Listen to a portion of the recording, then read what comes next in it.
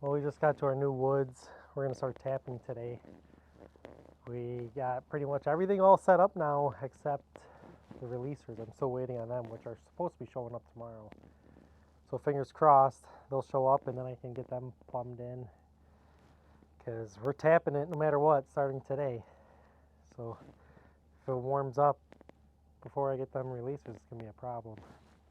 But this is the new, I guess this is the pump house. It's just a shipping container that we modified. So up here it's the 2 storage tanks. I tried getting a stainless silo for here, but I was basically told they're a year out. So the farm had these. They're polyethylene tanks. They're food grade. They were made for holding whey for the cows.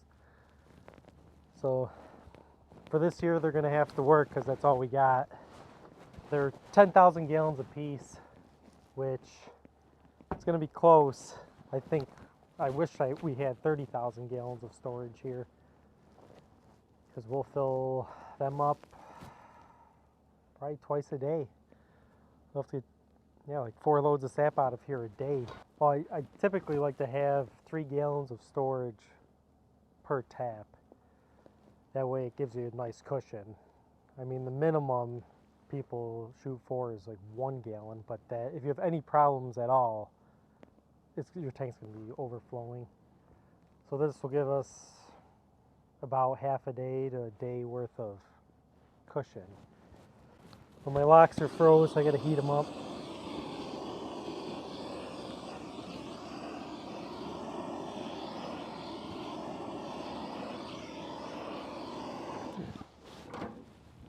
We're kind of in the middle of nowhere, so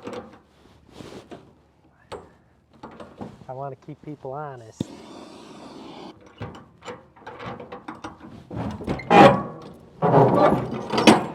There's actually not much in this building except the 4-wheeler and electric panels and the sap pump to load onto the truck. So yeah, this is a 7.5 horsepower 3-inch pump. Should fill the truck up within like 18 minutes, I figured. And then we just got a wash line for washing the silos. But yeah, in here we'll have our power coming in from the electric company. This year, I think we're gonna have to run the generator all season because the electric company, I haven't heard anything from them. But from here, it's a 240 volt service, 200 amp. But we'll step it up to 600 volts with that transformer, and we run it down into the woods. So from the vacuum pump house down in the woods, we're like 1,700 feet away. So we'll bump the voltage up to 600 volts. That way there's less voltage drop going that long a distance. And then in the other building, we got another one of them transformers that will step it back down to 240 volts. And this is a automatic transfer switch for the generator. I can actually start the generator with my phone.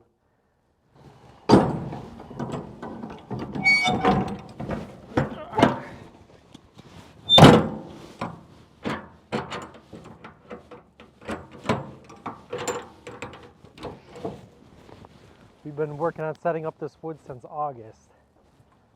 So it's basically done now, ready for the season. Get in the truck.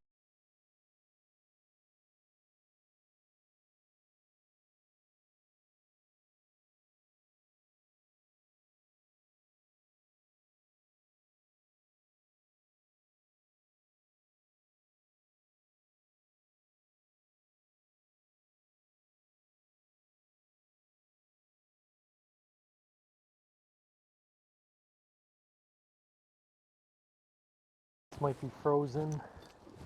I was just working in here, but it's only like 15 degrees out.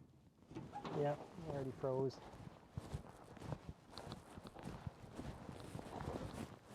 Yesterday it was 20 degrees out and it felt like summer. We're getting used to the cold weather.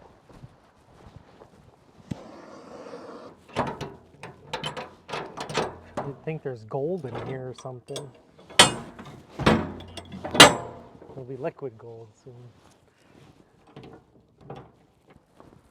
Okay, so this is the vacuum pump house. It's pretty much completely set up except the two releasers. So this is the vacuum pump house. I got two vacuum pumps. That way each pump will run half of the woods. I don't know exactly how many taps we got here. We actually just finished putting drop lines on today. But the guess was about 7,500 taps. So we'll have about 3,750 taps on each vacuum pump. I split up the wood, so we'll have we got 3 wet and dry lines. And I'll have 2 wet and dries going into one releaser and the other wet and dry line going into the second releaser, along with like 4 other 1-inch lines. That way, if there's a major problem, one vacuum pump fails or releaser fails, the whole woods isn't going down. And with the woods broken up in 2 different halves, it's a lot easier to check 3,500 taps versus 7,000 taps at once.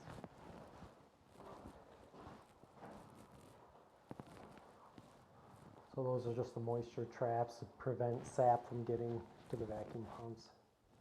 Everything's kind of a mess, but I'll have it all plumbed up and cleaned up once the season actually starts. Everything's frozen, can't clean anything. Dirt's frozen. These are frozen, it's all frozen from, that's just condensation that froze. So yeah, that's inside there. Yeah, so you can see here, I got 2 wet and dry lines going directly south. They go to the far end of the hayfield and then they Y off. One wet and dry is 2,800 feet long, the other one's like 1,800 feet long. And then we got a third wet and dry right here that wraps around this hayfield and catches that section of woods up on that hill. So once my releasers show up, I can get all these lines plumbed in. Right now they're just sitting there. I can't drill the holes in the building and put lines through the wall yet until I have the releasers, because I need to know exactly where the holes got to be. Then we'll get everything all cleaned up, get this mess taken care of.